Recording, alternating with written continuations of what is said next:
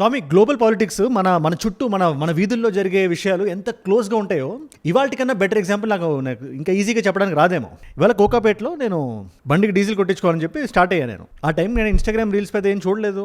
Gym అయింది, diesel కొట్టించుకొని వద్దాం అని చెప్పి బయటకు వచ్చా. పక్కన డీజిల్ బంక్ వెళ్తే ఒక 700 మీటర్ స్ట్రెచ్ ఒక లైన్ ఉంది, కార్స్ లైన్గా వరుసగా. మీకు కోకాపేట సైడ్ ఉంటే కాన్సు దగ్గర ఉంటుంది ఒక డీజిల్ బంక్, ఆ మెయిన్ ఏరియాలో. సరే ఇక్కడ ఏదో తేడా ఇరుక్కో అని చెప్పి కొంచెం ముందుకెళ్ళా, అక్కడ ఇంకో బంక్ ఉంది, అక్కడ అదే పరిస్థితి. సరే పోను కాసేపు వెయిట్ చేద్దామని చూసా, లైన్లో కాసేపు నిలబడ్డ ఒక 20-30 నిమిషాలు అయింది. అటు సైడ్ నుంచి పెట్రోల్ బంక్ సంబంధించిన వ్యక్తి వచ్చి డైరెక్ట్గా నాతో పాటు నా ట్రైనర్, జిమ్ ట్రైనర్ కూడా ఉన్నారు. ఆయన డీజిల్ నై అన్నారా స్వామి. సరే మేము ఇద్దరం కలిసి మళ్ళీ బయలుదేరాం. 3వ బంక్ వెళ్ళాం, సేమ్ ప్రాబ్లం. 4వ బంక్ వెళ్ళాం, సేమ్ ప్రాబ్లం. 5వ బంక్. ఆ టైంకి ఆయన ఏం చెప్పారంటే, ఈ ఇన్స్టాగ్రామ్లో రీల్స్ వచ్చేసి మొత్తం హైదరాబాద్లో డీజిల్ అయిపోయింది, పెట్రోల్ అయిపోయింది అని చెప్పి దాంతో ప్యానిక్ బయింగ్ నడుస్తుందని చెప్పారు. ఇన్ఫాక్ట్ కోకాపేట వరకు ఇంకా రాలేదు అది. Jubilee hills, Banjara hills, Kakatiya hills, ఈ రోడ్స్ అంతా అయితే కంప్లీట్గా కట్టేశారు బంక్స్. ఆ రేంజ్లో ప్యానిక్ బయింగ్ జరిగింది పొద్దున్న నుంచి అని చెప్పారు. ఇన్ఫాక్ట్ ఇది నేను తర్వాత కొంచెం కార్లో కూర్చొని కొంచెం అటు ఇటు స్క్రోల్ చేస్తుంటే సజ్జనార్ గారు నేను ఒక ప్రెస్ మీట్ పెట్టి మరీ చెప్పారు క్లీన్గా, డీజిల్ సమస్య ఎటువంటి సమస్య లేదు, మీరు ఎటువంటి ఆందోళన చెందకండి, diesel and petrol are what ever అన్ని ఎంత టైంకి కావాలో దాని టైంకి ఉంది, నిల్వ ఉంది మన దగ్గర అని చెప్పారు. స్టాక్ ఉంది, 60 రోజుకు సరిపోయేంత స్టాక్ ఉంది. సో ఎవరు కూడా ప్యానిక్ కావద్దని చెప్పి నేను కోరుతున్నాను. ఇదే కాకుండా గవర్నమెంట్ సర్క్యులర్ రిలీజ్ చేసింది. చెప్తా సర్క్యులర్లో ఏముందో క్లియర్గా చెప్తా నేను. బట్ దానికన్నా ఫైనల్గా ఒక బంక్లో, అది కూడా ఊరవతలకి వెళ్తే ఒక గంట సేపు యుద్ధం చేసిన తర్వాత బయటకు వెళ్ళిన తర్వాత ఒక బంక్ దొరికింది. ఆ బంక్లో కొట్టేసుకున్నాం మేము. అది కూడా ఫుల్ ట్యాంక్ కొట్టలేదు, ఒక లిమిట్ ఏదో పెట్టి కొట్టారు వాళ్ళు. సరే కార్ తీసుకుని వెనక్కి వచ్చిన తర్వాత వెనక్కి వస్తూ నాకు అనిపించిన విషయం ఏంటంటే, ఒకసారి నేను ఆ సర్క్యులర్లో ఏముంది అని చెప్పి అడిగితే, ఇదంతా క్రియేట్ అవడానికి రీజన్ ఏంటో తెలుసా? వెస్ట్ ఏషియాలో జరుగుతున్న యుద్ధం గురించి మనందరికీ తెలుసు. ఈ ఛానల్ చూస్తున్న వాళ్ళకైతే మరీ విపరీతంగా తెలుసు. గత 25 రోజులుగా మనం మాట్లాడుతూనే ఉన్నాం దీని గురించి, ఏం నడుస్తుంది, ఎలా నడుస్తుంది, రోజువారీ అప్డేట్స్ లా నేను చెప్తానే ఉన్నాను నేను. సో ఒక ఐడియా ఉంటుంది, క్రూడ్ ఆయిల్ దగ్గర ఉండే సమస్య, ఎల్పీజీ సమస్య మనందరికీ ఒక ఐడియా ఉంది. కాకపోతే వేరే దేశాలు ఎలా అయితే ఎఫెక్ట్ అవుతున్నాయో భారతదేశం ఆ విధంగా ఎఫెక్ట్ అవ్వలేదు కదా. అయినప్పటికీ మన దగ్గర ఒక చిన్న ఇష్యూ అయినట్టు ఒక పానిక్ సిచ్యువేషన్ ఒకటి క్రియేట్ అయింది సోషల్ మీడియాలో. తద్వారా జనాలు వెళ్ళి ఇప్పుడు రోజు 100 రూపాయలు, 200 రూపాయలు, 300 రూపాయలు డీజిల్ పెట్రోల్ కొట్టించుకునే వాళ్ళు ఒకేసారి ఫుల్ ట్యాంక్ కొట్టించుకొని, డబుల్ టైం కొట్టించుకొని, పెట్రోల్ అవసరం లేకపోయినా పెట్రోల్ బంక్ వెళ్ళి కొట్టించుకొని, ఇలా ఇలా 1XL టైంలో 4-5 ఇంతలు పెట్రోల్ డీజిల్ మనం కొట్టించుకుంటే ఏమవుతుంది? అదే జరిగింది ఇవాళ, అదే మనకి కనబడుతుంది ఇవాళ. అంటే అక్కడ సిచ్యువేషన్ నిజంగా డేంజరస్ అని కాదు, ఇక్కడ మీరు అందరూ అర్థం చేసుకోవాల్సిన విషయం. కాకపోతే ఆ సిచ్యువేషన్ అలా ఆ డౌట్ అరైజ్ అవడానికి కారణం ఏంటి, వాళ్ళ వీడియోలో మనం క్రిస్టల్ క్లియర్గా డిస్కస్ చేసుకుందాం. ఒక్కొక్కటి చెప్తే మీరు నమ్మరు, ఎందుకంటే ఆ సర్క్యులర్ చాలా క్లియర్గా ఉంది. సమస్య ఎందుకు వచ్చిందంటే, జనరల్గా ఉండే డిమాండ్ కూడా 4-5 ఇంతలు ఎక్కువ అయ్యేసరికి కొంచెం కన్ఫ్యూజన్ క్రియేట్ అయింది, కానీ రియల్గా ఎటువంటి సమస్య లేదు. ఇన్ఫాక్ట్ మనం కాసేపు ప్రశాంతంగా కూర్చుంటే ఆటోమేటిక్గా అంతా సెట్ అయిపోద్దని చెప్పి మన గవర్నమెంట్ మనకు చెప్తుంది. సో నిజంగా మనం మోడల్స్ వస్తే హైదరాబాద్లో ప్రస్తుతానికి పెట్రోల్ డీజిల్ సమస్య లేదా ఉందా అంటే ఇట్స్ ఎ ట్రిక్కీ క్వశ్చన్. ఈ సిచ్యువేషన్ ఎవరు క్రియేట్ చేస్తారంటే అది కూడా ఒక ట్రిక్కీ ఆన్సర్. దాన్ని మనం కొంచెం డైసెక్ట్ చేసే ప్రయత్నం మనం చేద్దాం. మీలో ఎవరైనా నేను వీడియో చూస్తుంటే అది క్లియర్గా చెప్పాను నేను. ట్రంప్ గారు పెద్ద ట్వీట్ వేసి మరి 5 రోజుల పాటు యుద్ధం లేదు, మేము ఇరాన్ కలిపి కూర్చొని సమావేశాలు నడిపాము, మేము మీటింగ్లు ప్లెబిసైట్లు అయి పెట్టాం, తద్వారా ఒక కొలుక్కు మేము వస్తాం, ఆ టైం దాకా ప్రస్తుతానికి సీజ్ ఫైర్ ఉందని చెప్పి మేము అనుకుంటున్నాం అని చెప్పి అమెరికా చెప్తే, ఇరాన్ దాని మీద ఎన్ని జోకులు అంటే అన్ని జోకులు వేసింది. ఇన్ఫాక్ట్ అమెరికా 15 పాయింట్లు పెట్టింది, అది చెప్తాను నేను వీడియోలో. ఈ 15 కండిషన్స్ కానీ మనం ఫాలో అయితే 5 కాదు 30 days సీజ్ ఫైర్ ఉంటుంది. Let's now take a look at America's 15-point plan to end the war. They suggest that there are conversations that are currently ongoing, back channel conversations. దాని తర్వాత డిఎస్కలేట్ చేస్తాం, మీ మీద పెట్టిన ఆంక్షలన్నింటినీ లేపేస్తాం, శాంక్షన్స్ మొత్తాన్ని లేపేస్తాం, మేము మిమ్మల్ని కూడా మాతో కలిపేసుకుంటూ ఇరాన్ని కూడా పైకి లేపుతాం అని చెప్పి అమెరికా చెప్పినప్పటికీ ఇరాన్ మాకు నమ్మకం లేదు, 1% కూడా లేదు. ఇన్ఫాక్ట్ మీరు మాతో కూర్చొని మాడుతుందని చెప్తున్నారు, అది అబద్ధం, అది పచ్చి అబద్ధం. మీరు మాతో యుద్ధం చేద్దాం అనుకున్నారు, మేము రిటాలియేట్ అవుతున్నాం. ప్రస్తుతానికి జరుగుతున్నది అదే. ఇక్కడ ఎవరైనా ఎవరి మాట అయినా వినాలంటే మీరు వినాలి, మా మాట వినాలి. హే ట్రంప్, యు ఆర్ ఫైర్డ్, మీకు ఈ సెంటెన్స్ తెలిసే ఉంటుంది అని ట్రంప్ గారి పాత అప్రెంటిస్ అనే ప్రోగ్రామ్ ఉంటుంది. ఆ ప్రోగ్రామ్లో లైన్ లాక్కొచ్చి మరి ఇరాన్కి సంబంధించిన స్పోక్స్ పర్సన్ మాట్లాడారు. ఒకసారి మీరు వినండి ఒకసారి.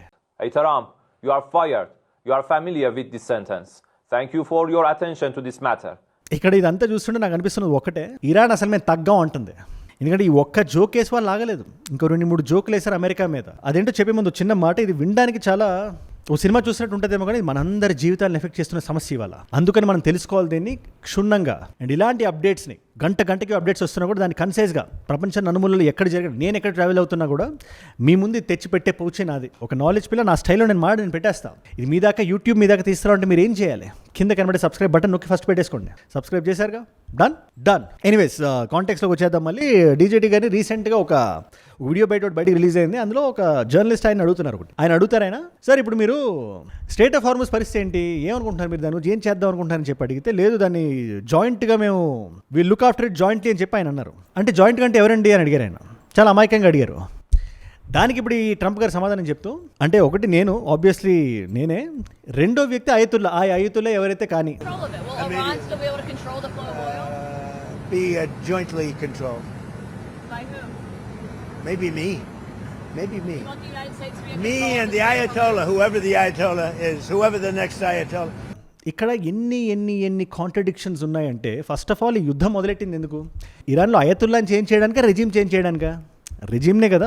లేదు మా షాస్ని మేము కూర్చోబెడతాం, ప్రస్తుతం ఉండే అయతుల్లా రెజీమ్ మొత్తాన్ని పక్కన పడేసి Iranian revolutionary guard whatever ఏదైతే ప్రస్తుతానికి ఉందో దాన్ని కాసేపు మనం పక్కన పెట్టేసి మా వాళ్ళని కొత్త షా గవర్నమెంట్ని అక్కడ ఎస్టాబ్లిష్ చేస్తాం అనేది అమెరికా ఐడియా. ఇన్ఫాక్ట్ ఇరాన్ లోపల నుంచి ఒక ఇన్సర్జెన్సీ వస్తుందని చెప్పి వాళ్ళు భావించారు, కానీ అది జరగలేదు. ఫైనల్గా ఇరాన్ ఈ స్టేజ్కి వచ్చేసరికి ట్రంప్ గారు కూడా చాలా క్లియర్గా, లేదు ఓకే అయతుల్లా ఉంటే ఉన్నారు కాబట్టి వాళ్ళు కలిపి మేము కలిపి మేము కూర్చొని చేస్తామని చెప్పి ఈయన అంటున్నారు. కాకపోతే అది ఎంత కలిపి ఏం చేయగలుగుతారు మీరు చెప్పండి ఒకసారి. ఫస్ట్ ఆఫ్ ఆల్ ఇరాన్ ఒప్పుకోవట్లే అసలు. అందుకని జోక్ వేసింది, ఒక కార్లో రియల్ స్టీరింగ్ ఒకటి ఉంది, బొమ్మ స్టీరింగ్ ఒకటి పెట్టి మీరు ఒకసారి ఇమేజ్ చూడండి, మీరు నవ్వుతారు. మీరు కరెక్టే అమెరికా మేము కలిపి దీన్ని స్టేట్ ఆఫ్ హార్మస్ని కలిపి నడుపుతున్నాం అని చెప్పిన మీనింగ్ వచ్చినట్టు వాళ్ళు రాశారు. అంటే బొమ్మ స్టీరింగ్ ఏదో ట్రంప్ గారు పట్టుకున్నట్టు. అది ఒక్కటే కాదు, ఇదే ఇరానియన్ స్పోక్స్ పర్సన్ ట్రంప్ గారిని ఉద్దేశిస్తూ, సార్ మీరు హాలీవుడ్ సినిమాల్లో చూసి హాలీవుడ్ కాన్ఫ్లిక్ట్ని చూసి హాలీవుడ్ హీరోని అనుకుంటున్నారు మీరు. ఇది హాలీవుడ్ కాన్ఫ్లిక్ట్ వేరు, రియల్గా జరిగే యుద్ధం వేరు, అది దానికి ఆ వ్యత్యాసం మీకు తెలియాలనే మీనింగ్ వచ్చినట్టు ఆయన మాట్లాడారు. ఒకసారి మీరు వినండి ఒకసారి. Aytaram, you are fired. You are familiar with this sentence. Thank you for your attention to this matter. In fact ఇది ఒకటే కదా, ఇరానియన్ ప్రజలకి అమెరికన్ ప్రజలకి మొత్తం ఈజీగా అందరికీ ఒక సింపుల్గా అర్థమయ్యేలాగా ఒక చిన్న కార్టూన్ లాంటిది ఒకటి రిలీజ్ చేసింది. అందులో స్టేట్ ఆఫ్ హార్మస్ ఉంది. ఫస్ట్ జనరల్గా షిప్స్ చాలా అందంగా మామూలుగా వెళ్తున్నాయి, మీరు ఒకసారి అబ్జర్వ్ చేస్తూ ఉండండి. దాని తర్వాత ఠక్ అని 2-3 మిజైల్స్ పడితే ఇరాన్ మీద స్టేట్ ఆఫ్ హార్మస్ బ్లాక్ అయిపోతుంది. ట్రంప్ గారు ఎక్స్ప్రెషన్ ఒకటి పెడతారు, ఇదేంటిది అంటారు, లేదు ఎలా బ్లాక్ చేస్తారని చెప్పి అమెరికన్ వార్షిప్ ఒకటి వస్తుంది. ఆ వార్షిప్స్ మీద ఇరాన్ ఒక 4-5 మిజైల్ వేస్తుంది, వార్షిప్ వెనక్కి వెళ్ళిపోతుంది. దాని తర్వాత చైనీస్ షిప్స్ పాస్ చేస్తున్నట్టు చూపిస్తుంది, తద్వారా ఇరాన్ డబ్బులు చేసుకుంటున్నట్టు చూపిస్తుంది. ట్రంప్ గారు మళ్ళీ ఇంకో ఫన్నీ ఎక్స్ప్రెషన్, అంటే ఆయన ఏ ఎక్స్ప్రెషన్ పెట్టడం కొంచెం ఫన్నీగానే ఉంటుంది, కానీ ఈ ఎక్స్ప్రెషన్ మీరు ఒకసారి చూడండి. దాని తర్వాత కార్టూన్ మొత్తం మీరు చూసినా కూడా ఇట్స్ వెరీ క్లియర్, ఈ యుద్ధంలో మేమే గెలుస్తున్నాం. లేదు ఎందుకంటే దాని తర్వాత ట్రంప్ గారు హెల్ప్ అని చెప్పి, నేటో హెల్ప్ అంటే ఫ్రాన్స్ జర్మనీ ఈ దేశాన్ని నో ఐ కాంట్ అని చెప్పి అనేస్తాయి. ఈయన ఇంకా ఫ్రస్ట్రేట్ అవుతాడు. ఒకసారి ఎక్స్ప్రెషన్ ఒకసారి మీరు చూడండి. ఇంకేమీ చేయలేక సీజ్ ఫైర్ అనే మీనింగ్ వచ్చినట్టు ఈ పర్టికులర్ కార్టూన్ ఉంది. అంతేగాని ఎక్కడ ఇరాన్ ఇక్కడ తగ్గుతున్నట్టు లేదు, ఇరాన్ సైడ్ ఆఫ్ పర్స్పెక్టివ్ అదే. And don't mistake me here, ఇప్పుడు ఈ యుద్ధం ఈ విధంగా జరుగుతుందంటే స్వామి, దాని అర్థం ఇరాన్ కంప్లీట్గా వన్ సైడే గెలిచేస్తుందని కాదు. First of all military capabilities wise, skill wise, soldiers wise ఎవరు అధికంగా ఎవరు ఎక్కువ అంటే అందరూ బల్ల గుద్ది మరి అమెరికానే చెప్తారు. కానీ ఇక్కడ మనోబలం, మనోధైర్యం, తెగింపు, ఈ 3 క్వాలిటీస్ ఇరాన్ అలవర్చుకోవడం వల్ల ఇక్కడ ఏమవుతుంది, అమెరికా పర్స్పెక్టివ్ వేరు, అమెరికా ఎజెండా వేరు, ఇక్కడ ఇరాన్ ఎజెండా వేరే అయిపోయింది. కాబట్టి యుద్ధం చాలా ఎవరి చేతిలో లేకుండా అయిపోయింది. ఇవాళ ఇజ్రాయెల్ మీరు చూడండి, ట్రంప్ గారు గొడవ పడద్దని చెప్తుంటే ఇజ్రాయెల్ మీద ఇరాన్ మీద ఇజ్రాయెల్ మిజైల్ చేసుకుంటున్నాయి. కాబట్టి దాని చదరపు కిలోమీటర్లు అవన్నీ చూసుకుంటే ఇజ్రాయెల్ చాలా చిన్న దేశం, ఇది చాలా చిన్న దేశం, డెన్స్లీ పాపులేటెడ్ కంట్రీ. వేరే ఇరాన్ అలా కాదు, చాలా పెద్ద దేశం. అందులో ఉండే పాపులేషన్ అంతా 2-3 సిటీస్లో ఉంటుంది. ఇన్ఫాక్ట్ అందులో చాలా వరకు population 1/9 of the population is in capital city Tehran. అది 16 lakh స్క్వేర్ కిలోమీటర్స్ ఉన్నా కూడా దాని టెరైన్స్ డిఫరెంట్. ఎక్కడైనా మిజైల్ వేస్తే ఇంకో దగ్గరికి వెళ్ళి దాక్కడం ఇలాంటి చాలా ఈజీ. ఇష్ఫహాన్, నతాన్స్, ఫోర్దో ఇలాంటి లొకేషన్స్ మీద టార్గెట్ ఉంది ఇప్పుడు ఇజ్రాయెల్కి, ఎక్కడెక్కడైతే న్యూక్లియర్ ఎన్రిచ్మెంట్ ఫెసిలిటీస్ ఉన్నాయో. బట్ ఎవరి మీద వాళ్ళు దాడి చేసుకుంటున్నారు, ఇరాన్ మీద దాడి జరుగుతుంది. Mossad is not a basic ఏజెన్సీను, చాలా గట్టిగా కొడుతుంది. కాకపోతే ఇరాన్ నిలబడదామని చూస్తుంది. ఎంతవరకు మ్యాక్సిమం మనం నిలబడదాం, ఎదుర్కొందాం, డిఫీట్ నొప్పుకోవద్దు. మనం జనాల ముందు మనం తగ్గినట్టు ఎక్కడ ఉండొద్దు అని చెప్పే point of view is Iran's right now. In fact ఈ 5 రోజుల తర్వాత ఈ యుద్ధం తగ్గుతుంది, యుద్ధం అవుతుంది. 5 days పాటు సీజ్ ఫైర్ అనగానే ఆయిల్ ప్రైస్లు $110 per barrel నుంచి 105 పడాయి. ఇన్ఫాక్ట్ $100 కన్నా కింద కూడా పడింది, జస్ట్ ఒక మాట వల్ల. సో నిజంగా సీజ్ ఫైర్ జరిగితే మనందరికీ ఎంత మంచిదో ఒకసారి మీరు ఆలోచించండి. కానీ జరిగే అవకాశం ఉందా లేదా అంటే ప్రస్తుతానికి దానికి మన ఆన్సర్ చెప్పలేం మనం. కాకపోతే అమెరికా కొన్ని ఆంక్షలు పెట్టింది కదా, కొన్ని కండిషన్స్ పెడితే కంప్లీట్గా సీజ్ ఫైర్ వస్తుందని చెప్పి ఇవాళ అమెరికా అంటుంది కదా, అవేంటో మనం చూడాలి. దీనికి ఇరాన్ ఒప్పుకుంటుందా లేదా తర్వాత మాట. ఫస్ట్ అమెరికా ఏం అడుగుతుంది, అమెరికా ఏం ఇస్తానని చెప్తుంది ఇరాన్కి. ఎందుకంటే ఇవాళ American capabilities American what ever American pride ఆ స్ట్రెంత్ బ్రూట్ స్ట్రెంత్ ఏదైతే అమెరికా ప్రొజెక్ట్ చేసిందో అది ఎంతవరకు నిజం అందరికి ప్రపంచం మొత్తానికి తెలిసింది. ఇవాళ కిమ్ జాంగ్ ఉన్ ఆయన బయటకు వచ్చి సౌత్ కొరియా మీద నా ప్రతాపం ఏంటో నేను చూపిస్తా, మాది న్యూక్లియర్ కేపబుల్ కంట్రీ మాది అనే మీనింగ్ వచ్చి ధమ్కి ఇస్తున్నారు ఆయన. ఇన్ఫాక్ట్ ఆ న్యూక్లియర్ స్టేటస్ ఇస్ ఇర్రివర్సిబుల్ అని చాలా పెద్ద పెద్ద మాటలు మాట్లాడుతున్నారు. So I not be surprised ఒక కొరియన్ పెనిన్సులాలో ఇలాంటి ఒక యుద్ధం మళ్ళీ స్టార్ట్ అయితే దీన్ని ఆధారంగా తీసుకొని. ఎనీవేస్ ఇప్పుడు యూఎస్ ఏం డిమాండ్ చేస్తుంది, పాయింట్ నెంబర్ 1, మీ దగ్గర ఉండే ఎగ్జిస్టింగ్ న్యూక్లియర్ కేపబిలిటీస్ మీరు డిస్మాంటిల్ చేశారు కంప్లీట్గా. ఫస్ట్ ఆఫ్ ఆల్ మా దగ్గర ఇంతవరకు ఉందని చెప్పి ఇరాన్ ఎక్కడా చెప్పలేదు, కానీ ఎంతవరకు అయితే ఉందో దాన్ని కంప్లీట్గా మీరు డిస్మాంటిల్ చేసేయాలి. 1% కూడా అది వర్కింగ్ కండిషన్లో ఉండకూడదు. ఈ కండిషన్ ఇది. ఈ కండిషన్కి ఇరాన్ ఎందుకు ఒప్పుకుంటుంది? అమెరికా అయితే అడుగుతుంది స్వామి. నెంబర్ 1 కండిషన్ ఇది. కండిషన్ నెంబర్ 2, ఆపేయడమే కాదు కొత్తగా కూడా మీరు ఎటువంటి ఎక్స్పెరిమెంటేషన్లో గట్రా మీరు కొత్తగా ఏది స్టార్ట్ చేయకూడదు ఈ న్యూక్లియర్ ఆయుధాలకు దిశగా. అసలు 3వ కండిషన్ మీరు వింటే న్యూక్లియర్ ఎన్రిచ్మెంట్ అనేది ఇరానియన్ టెరిటరీలో అసలు జరగకూడదంట. ఇది ఇంకో 3వ కండిషన్ ఇది. 4వది ఇంటర్నేషనల్ అటామిక్ ఎనర్జీ ఏజెన్సీ అని ఉంటుంది. ఈ ప్రస్తుతానికి ఏదైతే 65% వరకు యురేనియం ఎన్రిచ్ చేసి పెట్టుకున్నారో 450 కిలోగ్రాములు, ఆ 450 kgsని ఈ ఏజెన్సీకి మీరు హ్యాండ్ ఓవర్ చేసేయాలి. ఒక టైం అగ్రీ చేసి నియర్ ఫ్యూచర్లో, అది కూడా ఎప్పుడో నెక్స్ట్ ఇయర్ అని కాదు, చాలా తక్కువ గడువులో మీరు ఇవ్వగలగాలి. తర్వాత ఈ 3 లొకేషన్స్ గురించి మనం ప్రతిసారి మాడుకుంటాం కదా. లాస్ట్ ఇయర్ 12 రోజుల యుద్ధం నుంచి 3 లొకేషన్స్ లైమ్ లైట్లో ఉన్నాయి. Isfahan, Natanz, ఫార్దో. ఇరాన్ మ్యాప్లో ఈ 3 లొకేషన్స్. ఈ 3 లొకేషన్స్ కంప్లీట్గా ఇక్కడ ఉండే న్యూక్లియర్ ఫెసిలిటీస్ని డిస్మాంటిల్ చేసేయాలి. ఇకపోతే ఆరోది IAEA ఏదైతే ఉందో ఇంటర్నేషనల్ అటామిక్ ఎనర్జీ ఏజెన్సీ, వీళ్ళకి ఒక వాచ్ డాగ్ స్టేటస్ ఇచ్చి ఎప్పుడైనా మీ దగ్గరకు వచ్చి మీరు చెక్ చేసేలాగా మీరు అటానమిక్ పవర్స్ మీరు ఇవ్వగలగాలి. 7వది రీజనల్ ప్రాక్సీ ప్యారడిజం ఏదైతే మీకు ఉందో, రీసెంట్ లోకల్ కంట్రీస్ మొత్తంలో మీరు ఏదైతే ఆ లీడర్షిప్ అజ్యూమ్ చేస్తున్నారో దాన్ని మీరు వదిలేసుకోవాలి. ముఖ్యంగా ఈ హౌతీస్ ఇన్ యెమెన్ ఆర్ లెబనాన్లో ఉండే హెజ్బుల్లా, ఈ ఇన్సర్జెంట్ గ్రూప్స్ ఉంటాయి కదా, వీళ్ళందరి గురించి ఉద్దేశిస్తూ మాట్లాడుతూ అదే ఉగ్రవాదుల గ్రూప్స్. ఇక్కడ 9వ దగ్గర మళ్ళీ స్ట్రైట్ ఆఫ్ హార్మూజ్ దగ్గరకు వచ్చారు. స్ట్రైట్ ఆఫ్ హార్మూజ్ ని అందరికీ, ఏ దేశానికి భేదభావాలు లేకుండా ఓపెన్ చేయగలగాలి. ఒక ఫ్రీ మ్యారిటైమ్ కారిడార్ యాక్సెస్ ఇవ్వాలి.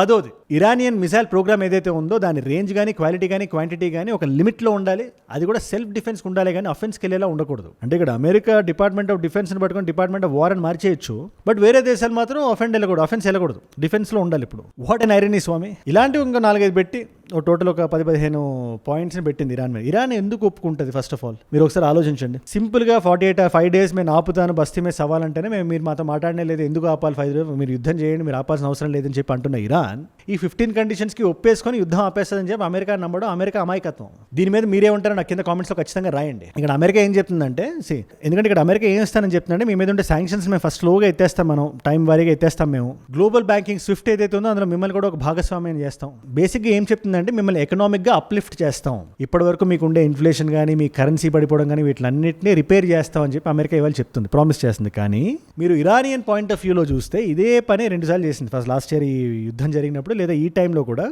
మేము మీతో ఫ్రెండ్లీగా ఉంటాం, ఫ్రెండ్లీగా మాట్లాడదాం, ఫ్రెండ్లీగా అటు ఇటు అక్రాస్ ద టేబుల్ కూర్చొని మనం మాడదాం అని చెప్పి బయట మాట్లాడుతూ, బయట మభ్యపెడుతూ కింద నుంచి దాడి చేసింది కదా. మరి అలాంటి అమెరికాని వాళ్ళే కదా, ఎవరైనా ఎందుకు నమ్మాలి? American foreign policy has gone to the dogs now. That is a fact. ఇవాళ మల్టిపుల్ చాయిస్ క్వశ్చన్ మీ అందరికీ భారతదేశానికి సంబంధించి, ఎందుకంటే ఇవాళ సింపుల్గా మోదీ గారు కూడా వెస్ట్ ఏషియాకి సంబంధించి మనం దేనికైనా రెడీగా ఉండాలని చెప్పి అంటున్నారు కదా. సో దానికి సంబంధించి భారతదేశం ఎలా రియాక్ట్ అవుతుందో మనకు ఫ్యూచర్లో తెలుస్తుంది. కాకపోతే ఇండియాకి సంబంధించి ఒక క్వశ్చన్ మిమ్మల్ని అడగాలంటే, GST goods and service tax అని ఏదైతే ఉందో అది ఏ సంవత్సరం నుంచి అమల్లోకి రావడం జరిగింది? సింపుల్ క్వశ్చన్, చాలా మంది ఆన్సర్ చేయగలుగుతారు, చేయండి. Option A is 2015, option B is 2016, option C is 2017, option D is 2021. మీకు సమాధానం తెలిసే కింద రాయండి. తెలుసుకుందాం అనుకుంటే ఇన్స్టాగ్రామ్కి వచ్చేసేయండి. అజయ్ ఫ్రమ్ ఏజూడ్ అని ఉంటుంది, అజయ్ ఫ్రమ్ అని రాయండి. It's verified profile, tick mark ఉంటుంది. మీరు అక్కడ నా లైఫ్లో నా చుట్టూ ఏమైనా జరుగుతున్నా తెలుసుకోవాలనుకున్నా, నాకు ఏదైనా చెప్పాలనుకున్నా, ఇలాంటి వీడియో ఐడియా టాపిక్ మీరు ఇద్దామనుకున్నా కూడా ఇన్స్టాగ్రామ్లో ఫాలో అవ్వడం ఇట్స్ అ గ్రేట్ థింగ్. మనందరూ ఒక టైట్ నెట్ కమ్యూనిటీలో ఉండొచ్చు. మీరు పంపిస్తున్న ఆర్టికల్స్ ఉన్నాయి కదా, దాంతో నేను వీడియోస్ చేస్తున్నా. It's helping me research. ఏజూడ్ అంటే నేను ఒక్కడే కాదు కదా, ఏజూడ్ అంటే మనం స్వామి. అండ్ ఏజూడ్ గ్లోబల్ అని మీ నాన్ తెలుగు ఫ్రెండ్స్కి నాకంటే వీడియోస్ మీరు షేర్ చేద్దామంటే దాన్ని కూడా సబ్స్క్రైబ్ చేసి పెట్టేసుకోండి. అండ్ మీరు ఇక్కడ దాకా ఈ వీడియోలో వచ్చారంటే నా వీడియోస్ మిమ్మల్ని లాక్కట్టుకుంటున్నాయి, ఒక వాల్యూ పొందుతున్నారు. Thank you so much for that Swami. మీరు ఇలా డైలీ చూడడం వల్ల ఎంతమంది కొత్త వాళ్ళకి రీచ్ అవుతుంది అనుకుంటున్నారు? మీరు జస్ట్ పడుకునే ముందు మీరు ఆఫీస్ నుంచి కాలేజ్ నుంచి వెనక్కి వచ్చి ఒక 10 నిమిషాలు ప్రపంచంలో ఏం జరుగుతుంది. ఫర్ ఎగ్జాంపుల్ ఇప్పుడు హైదరాబాద్లో మనం బయటకు వెళ్తాం, డీజిల్ పెట్రోల్ చూస్తే ఎందుకు అలా ఉందన్న డౌట్ వస్తుంది. ఆయిల్కి సంబంధించి క్రైసిస్ ఏం నడుస్తుంది ప్రపంచవ్యాప్తంగా అని చెప్పి. సో దానికి వీడియోస్ ఆన్సర్ అవుతుంటే అంతకన్నా ఇంకేం కావాలి? సో అలా మీరు తెలుసుకోవాలి. 15 నిమిషాలు నేను తెలుసుకోవాలి, నాకు అంత టైం, అంతకన్నా ఎక్కువ టైం నేను వెచ్చించలేను అనుకుంటే కింద కనబడే సబ్స్క్రైబ్ బటన్ నొక్కి పెట్టేసుకోండి. మిగిలింది నేను చూసుకుంటా. మీ మొబైల్ ఫోన్ దాకా ఈ వీడియోస్ నేను తెచ్చే పూచి నాది. సబ్స్క్రైబ్ చేశారుగా, డన్. మీకోసం నేను వీడియోస్ ఇక్కడ పెడుతున్నాను. ఈ వీడియో ఈ టెంపరీ సీజ్ ఫైర్ ఏదైతే డీజేటీ గారు అన్నారో 5 days దాని గురించి ఎటువంటి క్రిస్టల్ క్లియర్ ఇన్ఫర్మేషన్ మీకు కావాలన్నా ఆ వీడియో ఇక్కడ ఉంది. లేదా అసలు యుద్ధం ఎలా మొదలైంది తెలుసుకుందాం అంటే ఆ వీడియో ఇక్కడ ఉంది. మీకు ఏ వీడియో ఇంట్రెస్ట్ ఉంటే ఆ వీడియోని చూడండి. నేను మళ్ళీ మిమ్మల్ని రేపు ఇంకో వీడియోతో కలుస్తా. మనందరం కలిసి పెరగాలి, కలిసి ఎదగాలి. Let us all grow together, let us all rise together, rise above ignorance, rise above arrogance, rise above hate. ఏజూడ్ అంటే మనం. జై హింద్, జై భారత్, జై ఆంజనేయ, ఓం నమః శివాయ. స్వామియే శరణమయ్యప్ప.